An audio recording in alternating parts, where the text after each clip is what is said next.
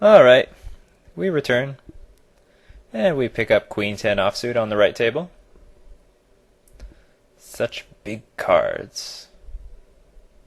And the passive fish raises, and I'm going to call because I want to play in as many pots as I can with fish, and Queen 10 offsuit in position is going to play fine.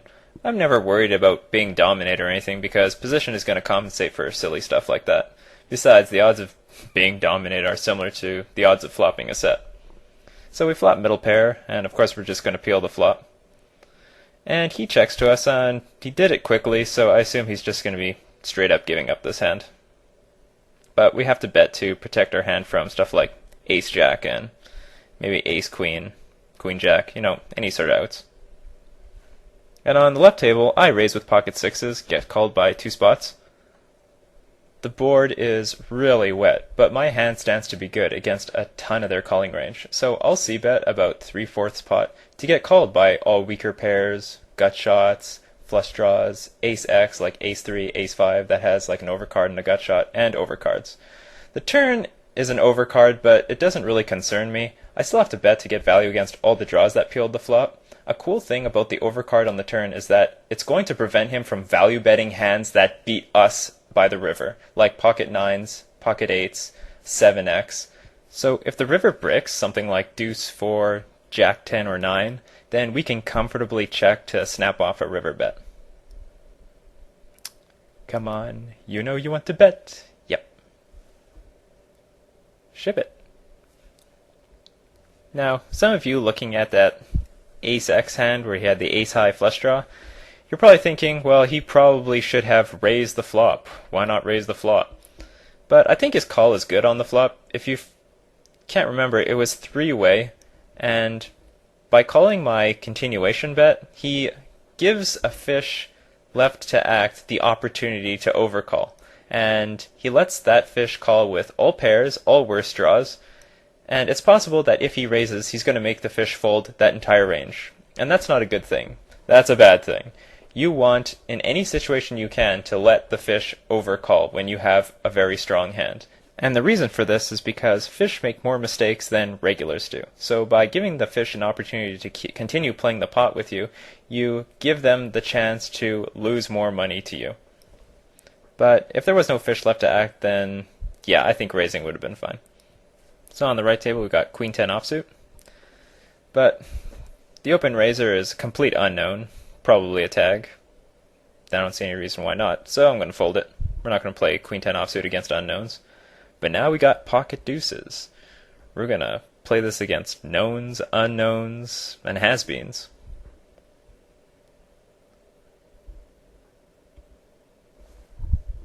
And the flop is completely worthless, so just check fold. Yeah, one thing with pocket pairs is I'll almost never fold those pre-flop for a single raise. Like, if they even raise on the button, I'm going to call in the blinds.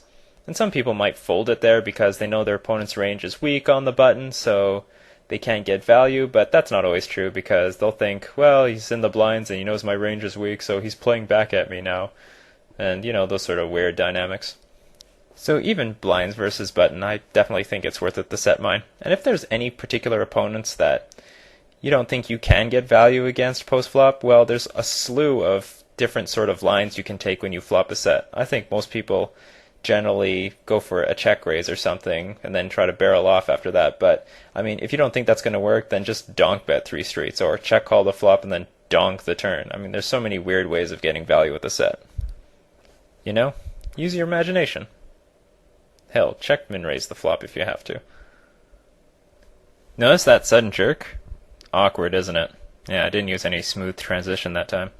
But I wanted to fast forward to my favorite hand, absolute favorite hand, 9-7 suited of spades. This is like the ultimate hand. When I was at small stakes, I used to get this hand all in all the time. It was like my 3-betting, 5-bet shoving all in hand. I don't do that anymore because that's just plain fucking stupid, but it was pretty amazing for the time. And oh man, if you like flopped a flush or 2-pair against aces, man, the regs would just cry like crazy. Anyway, I get ace-4 suited under the gun. I make a raise with it. Definitely good enough to raise. At least for me, anyway. I don't know if everyone can play suited aces from under the gun. But definitely know your limits. After this video, I definitely think you should be raising a little bit more often, depending if there are fish in the blinds or not. But, certainly don't overdo it. What? No way, that wasn't my last hand, was it? Oh man, I got like 5 minutes to fill here. Well, let's see what's happening on the left table. I have to be playing one more orbit. Ace-King takes it down. 4-6 offsuit. No, I cannot fold. Cannot fold. Come on, I'm only playing one more orbit here. In this sort of situation where I have pretty crummy hand, but sort of playable, if it's limp to me and I'm on the button, I can limp with a sort of junk range like this, because generally if people check to you in a limp pot, they're probably going to be check folding if you just keep barreling, 3 streets. And so, because I think I have so much fold equity, I'm going to want to limp my absolute weakest range. So 4-6 offsuit will be included in that range. And by the way, I don't limp any other position. I only limp the button. That way, if someone wanted to ISO me, they cannot ever ISO in position. I always have ultimate position. And in this case, they check to me, I bet, they raise, someone cold calls, I'm totally screwed, I'm out of there. Yeah, so my plan was to limp the button, then when checked to me, just barrel, barrel, barrel. But that was cut short on the flop when I got raised. I wonder what other kind of videos are going to be out there. I wonder if anyone's going to, crap their pants when they see that I made a video. It's like, oh no, Nikachu. He's competing, how can I compete with Nikachu? And I hope no, nosebleed player, submitted a video, then I'm going to be crapping my pants. Oh, come on. Come on, I can't fold force. What? Yeah. Well, in general, I'm not going to be calling with 4-5 suited against regulars, especially if I don't have the button. I don't want to get re-raised like that, but I want the pot to be multi-way if I have something like 4-5 suited. Heads up, I would like to have a read about how they play post-flop, if they check fold, what kind of boards they see bet, what their range is. So if I'm going to play a suited connector in position heads up, I need to have some sort of read on my opponent. And seeing as I have 11 hands and I don't remember anything about this guy, I think folding there is absolutely best. Yeah, it looks like this is my last hand. And there it goes. Sit out. Sitting out on both tables now. How sad. But if you want to show your love for this video, then, leave a comment how much you love it, then quote the last comment and leave your own message, and then the next person can quote that comment, and then quote that comment, and then quote that comment. Leave this huge rolling thing. And I'm gonna laugh my ass off. That's gonna be pretty entertaining for me. Alright guys, stats or didn't happen. Let's look at the profit. $14.21 in 241 hands. That's like 12 big bets per 100.